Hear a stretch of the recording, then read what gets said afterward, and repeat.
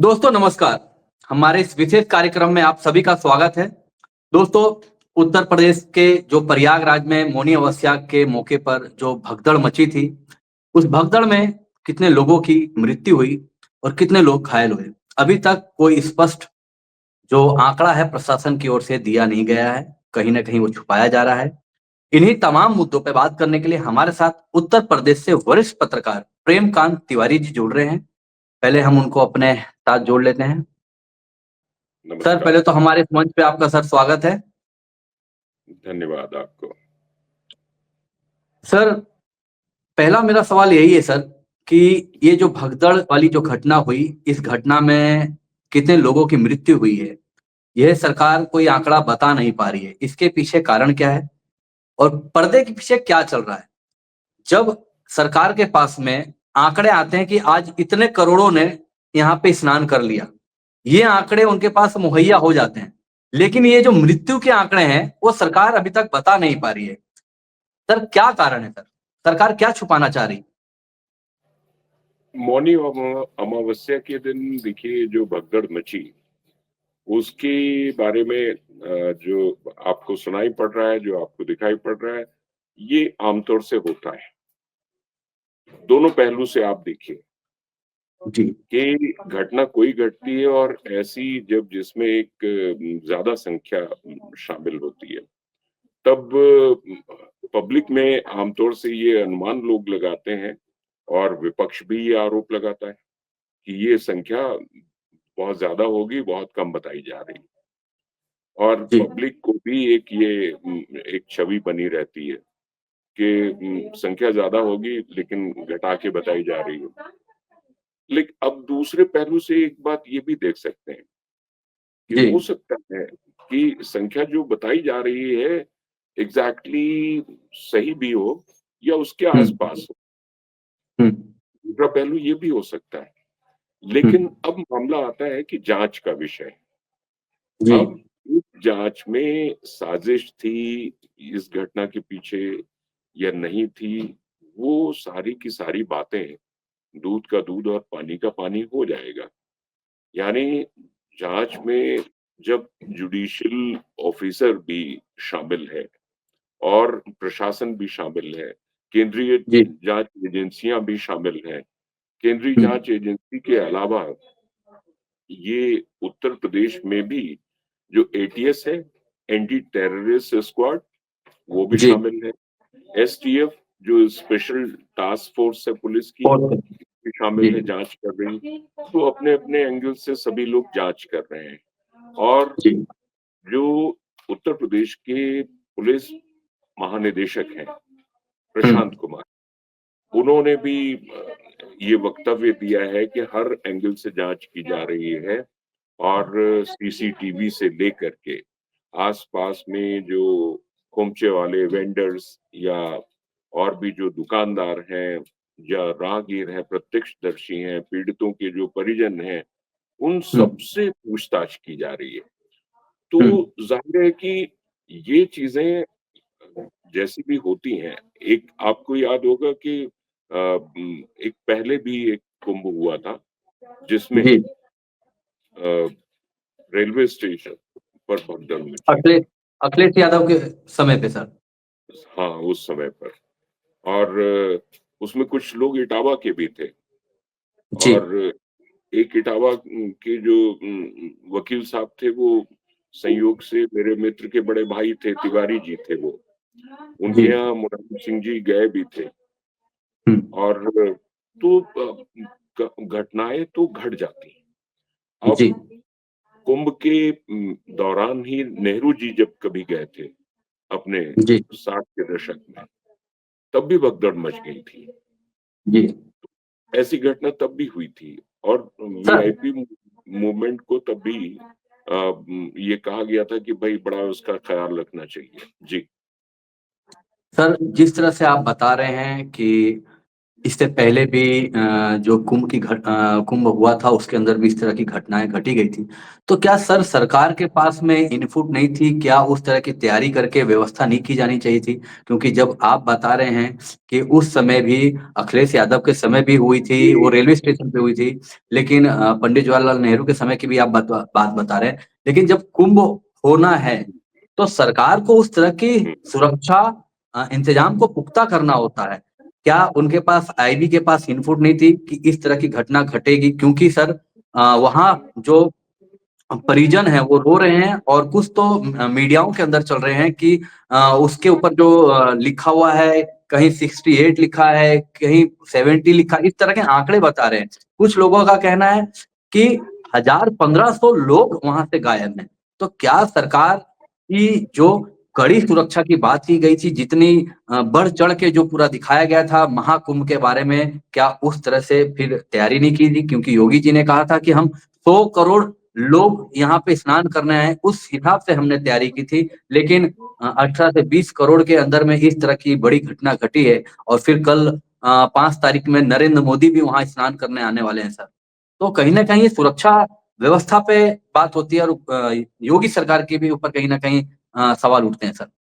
ये बात बिल्कुल सही है कि देखिए अगर कोई घटना घट जाती है, जी, तो ऐसी दिक्कतें तो आती हैं, ये आरोप और ये शंकाएँ, ये सब बातें तो अपने आप में स्थान लेने लगती हैं, अस्तित्व जी, में आ जाती हैं।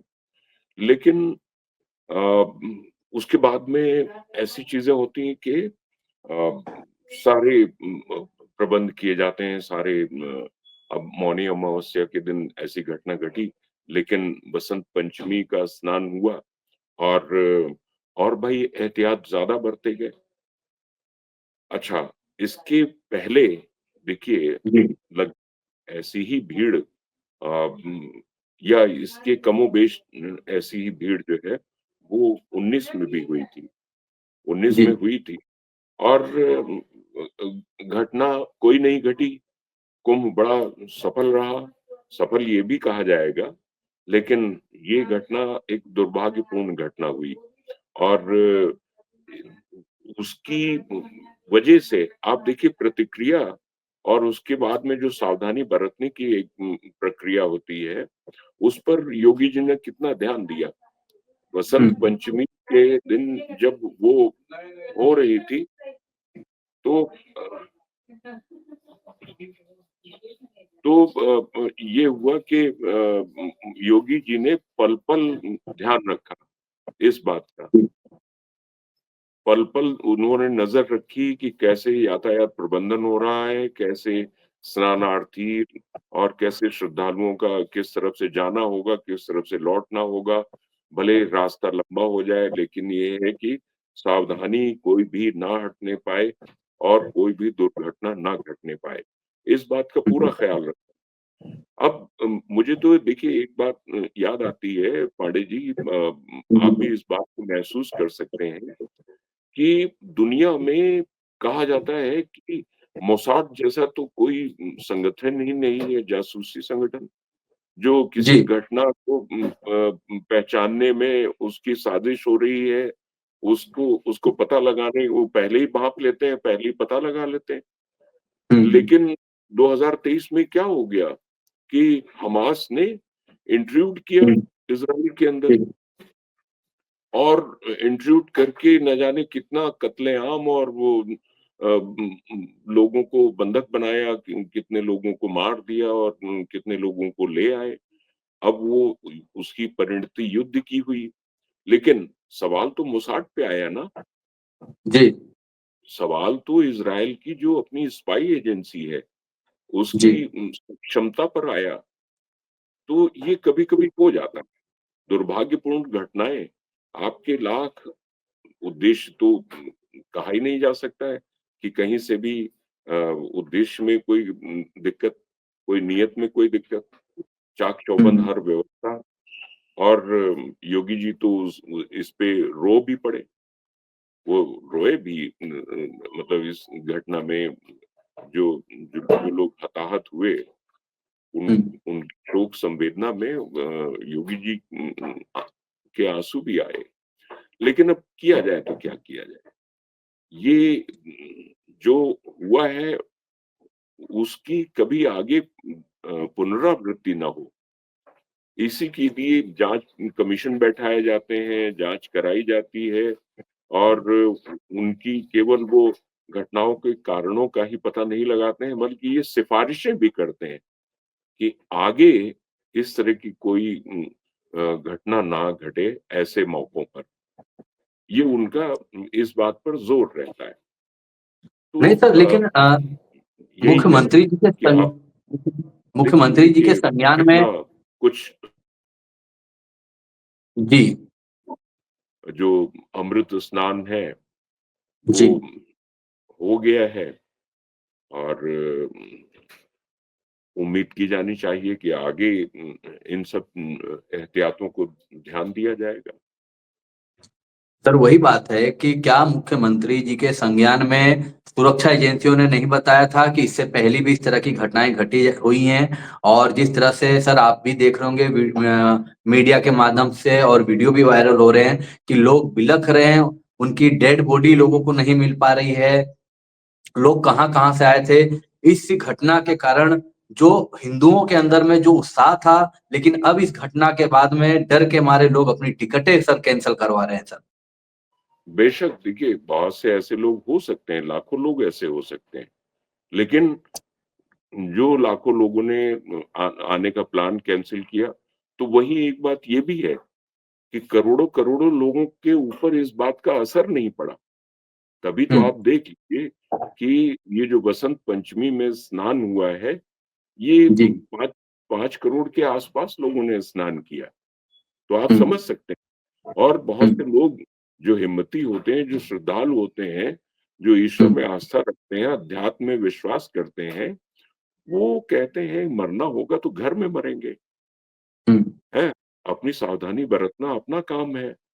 हम हुँ, अपनी तरफ से सावधानी बरतेंगे और अगर ऐसे में मौत वहाँ पर बदी है, तो उसको हुँ, टाल कौन सकता है? बहुत से लोग हुँ, इस अप्रोच को भी लेके चलते हैं, है ना? कि अपनी खुशी ना आए और ना अपनी खुशी चले, लाई सर। हयात आए, कज़ा ले जी। चली चले, तो अपनी खुशी ना आए, ना अपनी खुशी चले, तो वो एक अप्रोच रहती है। और ये भी ध्यान दीजिए कि तुलसीदास जी ने 6 चीज़ों पर ये दोहा है उनका कि सुनो भरत भाभी प्रबल, बिलख कहो मुनिनाथ, हानि लाभ, जीवन मरण, यश अपयश, विधि हाथ। तो बहुत से लोग जो है वो अपने को टेंशन फ्री रखने के लिए परिस्थितियों, प्रारब्ध और ईश्वर की इच्छा पर छोड़ देते हैं। वो बहुत ज़्यादा टेंशन नहीं लेते हैं और बहुत से लोग ये है कि एक-एक स्टेप बहुत सोच समझ कर बहुत ही कैलकुलेटेड, बहुत रणनीति के हिसाब से चलेंगे। लेकिन गच्चा तो उनको भी खाते हुए देखा गया जो बहुत सावधान, बहुत होशियार होके चलते हैं। लेकिन सर। एक बात ये ज़रूर है, अब आप कह रहे हैं कि जैसे रोने और वो परिजनों की पता नहीं पा रहे हैं, ये बात सही है कि बहुत से लोगों का अगर पता नहीं लग पाया है, तो परिजन तो व्याकुल होंगे ही होंगे। लेकिन आपने देखा होगा कि संसद में जिस तरह से राज्यसभा में अपोजिशन लीडर मल्लिकार्जुन खड़गे ने कहा कि हज़ारों लोग मारे गए। जी। तो और राज्यसभा में सभापति उस समय जगदीप धनखड़ जी ही बैठे हुए थे सीट पर अपनी। तो उन्होंने कहा कि ऐसा है कि या तो बयान वापस लीजिए और हुँ, या फिर प्रमाण दीजिए, टेबल पे हुँ, पेश कीजिए कि ये हज़ारों लोग वास्तव में मारे गए तो इनके तथ्य कहाँ हैं आपके पास? प्रस्तुत हुँ, कीजिए तथ्य। तो खड़गे साहब ने ये कहा कि भई अगर हमारा आंकड़ा गलत भी है, हज़ारों की बात सही नहीं है, तो जो हुँ, सही है वो सरकार तथ्य प्रस्तुत करे, हाँ। है ना? वो सही तथ्य सरकार प्रस्तुत करे। तो अब सरकार तो अपने काम में लगी है ना? सरकार अपने काम में लगी है, उनका जो जुडिशियल ऑफिसर के साथ में प्रोब कमेटी है, वो अपना काम कर रही है। और सेंट्रल एजेंसीज के साथ-साथ में स्टेट पुलिस की भी जो एजेंसीज हैं, वो भी अपना काम कर रही हैं। इसके अलावा वो घटना के थोड़ा पहले जो हम्म। संगम उस पर कुछ युवाओं का समूह कुछ उपद्रव जैसी स्थिति पैदा कर रहा था। उनकी भी जाँच की जा रही है, क्या कोई कनेक्शन है क्या?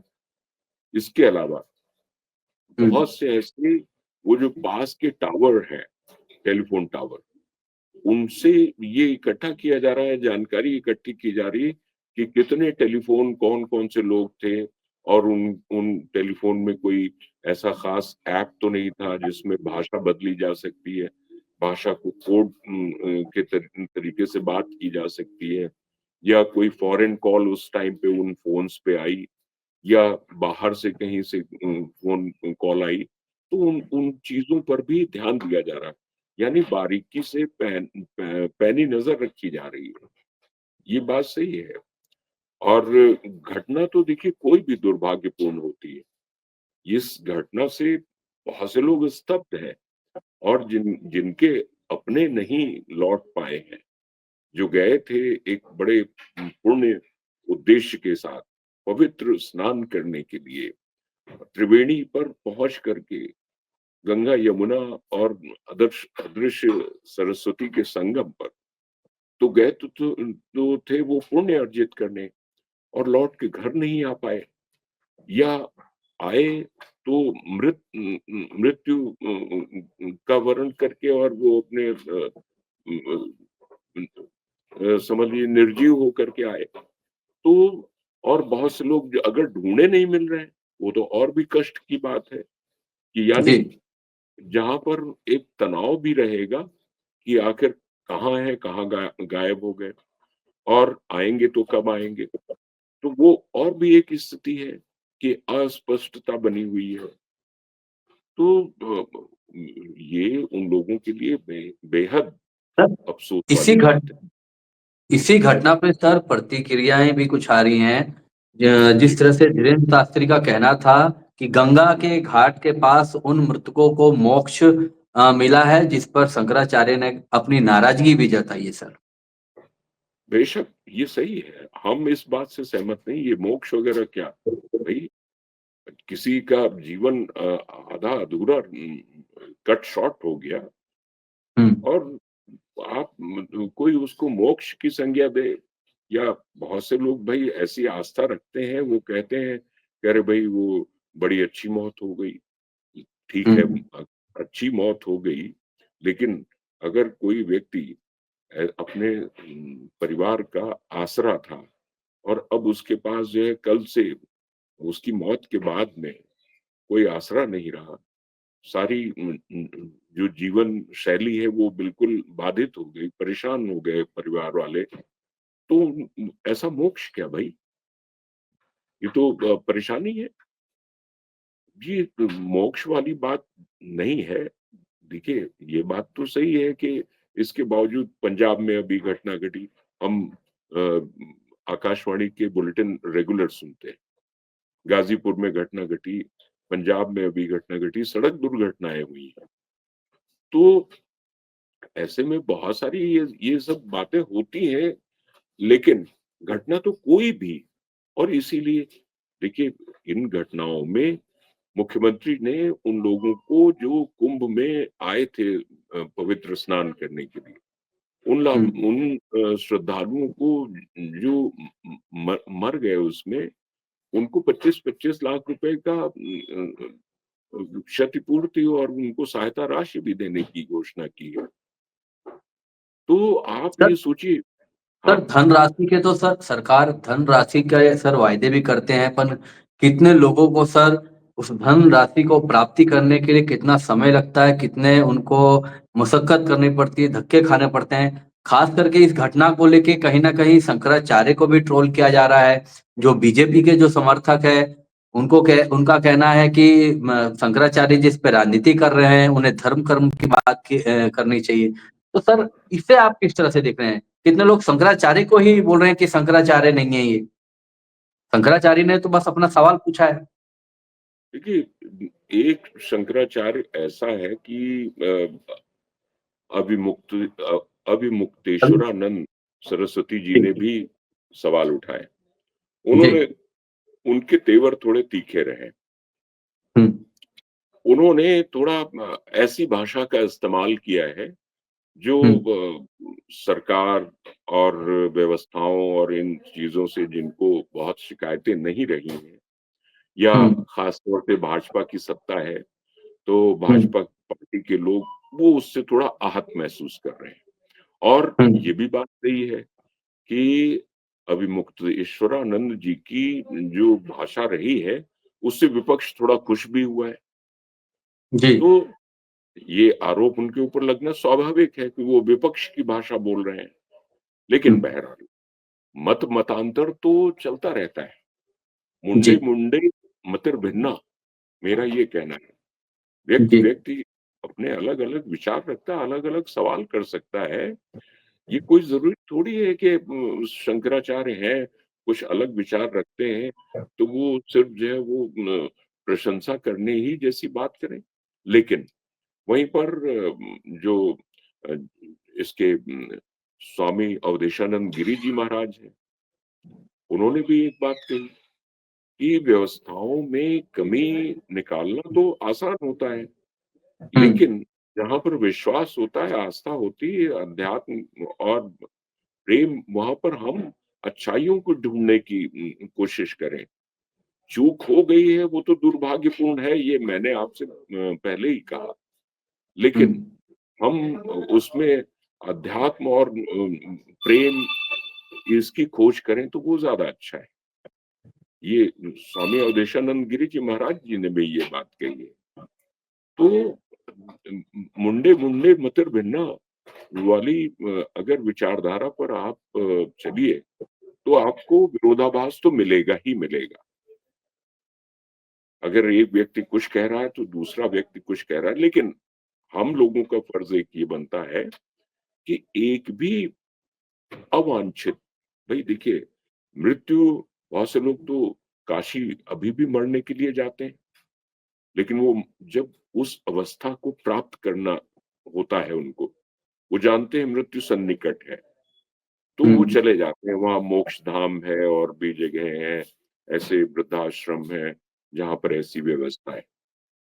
तो वो लोग तो चले जाते हैं, वो सोचते हैं काशी में अगर मृत्यु होगी, लेकिन गंगा लेकिन सर इन लोग की तो सर उम्र नहीं हुई थी ना, ये लोग तो नहाने गए थे, लेकिन वही इन लोग की वही जो बात, मृत्यु हुई, ये तो कहीं ये न कहीं सर अकाल मृत्यु, सवाल तो सर सरकार से ही पूछे जाएँगे क्योंकि सरकार ये उनकी है। मैं वही कह रहा हूँ कि ये अकाल हुँ, मृत्यु है, ये दुर्घटना दुर्घटना है और हुँ, दुर्घटना दुर्भाग्यपूर्ण है। इसको कहीं से भी अच्छा नहीं या इसको कहीं से भी दो राय नहीं है कि ये बात जो है दुर्भाग्यपूर्ण हुई। लेकिन सर एक घटना अब सर सर एक घटना और घटी है सर। जी, अयोध्या में सर एक दलित लड़की के साथ सर बलात्कार किया गया है, उसकी आँखें निकाल दी गई हैं, बेरहमी से सर उसको मार दिया गया है। और सर जो वहाँ के सांसद हैं अयोध्या के अवधेश प्रसाद प्रेस कॉन्फ्रेंस में फपक-फपक कर रोए हैं और वो बोल रहे हैं कि मैं अपना इस्तीफा दे दूँगा। यही सर बलात्कार तो बलात्कार होता है, हम किसी स्टेट को डिफाइन नहीं करना चाहेंगे। लेकिन यही जब पश्चिम बंगाल में होता है, तो हर तरफ इसको एकदम पूरा इस तरह से दिखाया जाता है, मीडिया में भी बढ़-चढ़ के दिखाया जाता है, लेकिन यहाँ अयोध्या में इस तरह की घटना घटी है सर, उस पे सर आप किस तरह से आप देखेंगे और क्या बोलना चाहेंगे सर? अयोध्या में ही एक घटना वो बेकरी वाली भी घटी, आपको याद जी। है ना? तो अब ऐसी घटनाएँ, ऐसा नहीं है कि ये कोई सराहनीय चीज़ है, बहुत बुरा ये दृष्टांत है और बहुत बुरी बात है, दुर्भाग्यपूर्ण है। लेकिन फपक-फपक कर रोना, ये कोई परिपक्वता की बात नहीं है। हुँ, देखिए, फपक कर रोना, रोए तो कुंभ वाली घटना पर योगी जी भी, हुँ, लेकिन वो फपक कर नहीं रोए, हुँ, आँसू निकले। ठीक है, गला रूंध गया, वो देखा जा सकता है। और ये प्रेस कॉन्फ्रेंस में भी फपक के रो रहे हैं, तो उसके बाद में जनसभा में भी फपक के रो रहे हैं, तो इसका मतलब ये है कि इस समय चुनाव का माहौल है और आप जो हम्म, है वो मतदाताओं को प्रभावित करना चाह रहे हैं। एक ये भी तो हो सकता है। तो अच्छा, ठीक है, इस्तीफा दे करके क्या मिल जाएगा? सवाल एक ये है। आप जी जाँच में सहयोग कीजिए, आप आंदोलन खड़ा कीजिए और आप देखिए कि जाँच में कोई चूक और कोई कोताही ना हो पाए। ये ज़्यादा अच्छा है कि ये आप इस्तीफा दे देंगे और ऐसा देखिए, ऐसा है कि जुझारू अवधेश प्रसाद नेता हैं, संघर्ष में मुलायम सिंह जी के ज़माने से साथ में हैं, अखिलेश जी जी का भी बहुत साथ दे रहे हैं और अखिलेश जी ने अगर उनको पोस्टर बॉय बना लिया तो सिर्फ़ इसलिए बना लिया कि अयोध्या की सीट वो जीत गए फैज़ाबाद की, समझे? जी बाकी कोई ऐसा नहीं कि वो बहुत बड़े हीरो हैं, जी मेरा अपना ये मानना है। मैं उनको और ना उनके अंदर वो कोई इतना गहरी विचारधारा, ना कोई इतना गहरा अध्ययन, ना कोई ऐसी कोई विशेष बात। बस भाई मेहनती कोई कार्यकर्ता होता है, तो उसको जी भी पार्टी पुरस्कृत करती है। इनके यहाँ तो देखिए जगजीवन प्रसाद जी थे, वो मुलायम सिंह जी के पहले वो वैयक्तिक सहायक थे और जी इतने समर्पित और इतने सब कुछ थे, उनको मुलायम सिंह जी ने विधायक भी बनाया, विधान परिषद का सदस्य बनाया। तो और मुलायम सिंह जी का ये स्वभाव रहा है या वही उस स्वभाव का जो प्रभाव है वो अखिलेश यादव पर भी दिखाई पड़ता है कि वो समर्पित। अच्छा, ये कई पार्टीज में आप देखते हैं कि जो समर्पित होता है उसको जी बढ़ा देते हैं, लोग हम्म, पुरस्कृत भी करते हैं क्योंकि हर किसी को विश्वास पात्र चाहिए होता है। जी तो अवधेश प्रसाद जी ने ये जो फपक कर रोने वाला, बहुत से लोग इससे असहमत हैं, समझे आप? लेकिन जी हाँ, घटना घटना पर जो आपने सवाल किया, उस घटना पे बात की जाए तो बेहतर रहेगा।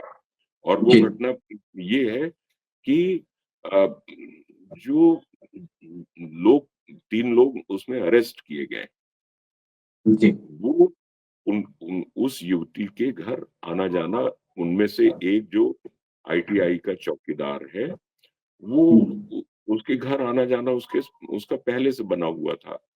जी पहले से बना हुआ था और कुछ उसकी हरकतें या कुछ उसकी बातें अच्छी नहीं लगी होंगी घरवालों को, तो उस युवती के भाई ने उसको मना कर दिया था कि आप मेरे घर मत आया कीजिए। जी और जब ये मना कर दिया था कि आप मेरे घर मत आया कीजिए, तो वो आना भी बंद हो गया था। उसकी खुन्नस वो थी। ये बड़ी जी देखिए, एक घटना होती है कि घटना तो अपराध तो अपराध है। जी लेकिन अपराध जो है व्यक्तिगत रंजिश की वजह से आगे हुआ है या अचानक सड़क चलते कोई अपराध हो गया है या मजबूरन 2 लोगों में झगड़ा होने लगा और आवेश के तहत हो गया है। इन सब चीज़ों पे बड़ा हमें फ़र्क करना पड़ेगा, राहुल जी। जी तो ये पर्सनल जो दुश्मनी है, ये उसका जी नतीजा है ना? जी और बहरहाल जाँच होनी चाहिए और जो दोषी हैं उनको सज़ा भी मिलनी चाहिए। पोस्टमार्टम से लेकर के मेडिकल और ये सब सारी जो चीज़ें हैं, वो स्थापित करेंगी और 3 लोग गिरफ्तार तो हो ही चुके हैं। लेकिन बहरहाल मैं एक बात ये कहता हूँ कि तत्परता से और अभी आज ही मैं न्यूज़पेपर पढ़ रहा था तो उसमें आया कि भई जो पेंडिंग केसेज़ हैं अदालतों में, जी उसमें आप देखिए राहुल जी कि ये जस्टिस डिलेड, जस्टिस डिनाइड, जी यानी न्याय न्याय में अगर देरी है तो न्याय को आप समझ लीजिए देने से मना कर रहे हो। एक वो बात पुरानी कहावत है। जी और इलाहाबाद हाई कोर्ट में काम जो चल रहा है, वो आधी क्षमता से काम चल रहा है। यानी जितनी जजेस की वैकेंसी है, उसमें जी आधी खाली थी। उनको भरा नहीं जा रहा। तो पेंडेंसी 15,000 एक जज को केसेस मिले हुए कि आप 15,000 केसेस निपटाइए। तो आप सोचिए क्या दशा है। तो जिस आपको न्याय को त्वरित न्याय को सुनिश्चित करने के लिए ये सारी व्यवस्था तो होनी ही होनी चाहिए, है ना? लेकिन चलिए उम्मीद करते हैं कि पुलिस कम से कम इसमें कोई लापरवाही नहीं बरतेगी और सरकार इस पे ध्यान देगी। अब तो कल तो देखिए मिल्कीपुर में वोट पड़ रहा है जी। और मिल्कीपुर के पड़ोस और सर कल ही सर प्रधानमंत्री आ रहे हैं कुंभ में नहाने के लिए। कल कुंभ में नहाने आ रहे हैं। तो सर कहीं ना कहीं सर फिर वोटरों पर तो सर इफेक्ट होगा ना सर, कहीं ना कहीं तो डाइवर्ट हो रहा है सर। हाँ, बात तो सही है। देखिए इसके अलावा मैं तो आपको एक बात और बताऊं कि भाई मौनी अमावस्या की घटना के बाद में 73 देशों के अगर राजदूत संगम पर स्नान कर रहे हैं और पवित्र डुबकी ले रहे हैं और उसकी तारीफ कर रहे हैं, इसके अलावा आप देख लीजिए कि केवल वो संगम का ही या प्रयागराज का ही वो इस समय नहीं बना, वाराणसी में और अयोध्या में, जी। मथुरा में जो बाहरी अन्य राज्यों से श्रद्धालु आ रहे हैं बड़ी संख्या में। अयोध्या में रिकॉर्ड बन गया अभी कल कि इतने लोग आए। तो दोनों पहलू हैं देखिए कि श्रद्धालुओं को परेशानी क्या हो सकती है, इशू डाइल्यूट किया जा रहा है, लेकिन वहीं पर ये भी आपको ध्यान देने की जरूरत है। अगर आप मिल्कीपुर विधानसभा उपचुनाव के बारे में पूछ रहे हैं तो मैं एक बात ये भी कहूंगा कि वहां पर इस बात का भी असर पड़ेगा कि लोकसभा में अरे अयोध्या फैजाबाद हार गए। बहुत जी। से मिल्कीपुर और अयोध्या वासियों को बहुत से ताने सुनने पड़े, जी। है ना? तो ये भी हो सकता है कि भाई वो उन तानों की प्रतिक्रिया में वो सकारात्मक भी हो सकते हैं, वो दूसरी दूसरी दिशा में भी जा सकते हैं। बहरहाल ये तो लोकतंत्र है। जी। लोकतंत्र में विचारधारा और तात्कालिक प्रभाव किसी घटना का, इन सब का बड़ा प्रभाव पड़ता है। देखना है क्या होता है। कल सुबह 7 बजे से इलेक्शन वोटिंग शुरू हो जाएगी और दिल्ली में भी तो यही स्थिति है। जी। वहां पर भी तो इस समय चुनाव चुनाव है। कल कल भी सर वहीं पे सर दिल्ली में भी कल की तरह चुनाव है। जी जी जी। तो तो सर हम उम्मीद आपका करते हैं। सर खूब खूब आपका सर धन्यवाद। इस मंच के लिए सर आपने अपना समय दिया। एक बार सर फिर से आपका सर खूब खूब धन्यवाद सर। मेरे जो अपने विचार थे मैंने आपके सामने रख दिए जी। और अब ये हमारे दर्शकों और श्रोताओं पर निर्भर है कि जी। वो हमारे विचारों से कितने सहमत होते हैं, हैं? जी। आपको भी बहुत-बहुत धन्यवाद। नमस्कार। धन्यवाद। तो दोस्तों अभी के लिए बस इतना ही। हमारी ये बातचीत आपको कैसी लगी हमें कमेंट बॉक्स में कमेंट करके बताएं और हमारे चैनल को सब्सक्राइब करें, लाइक करें और अपने आसपास के तमाम लोगों को ये शेयर करें। नमस्कार।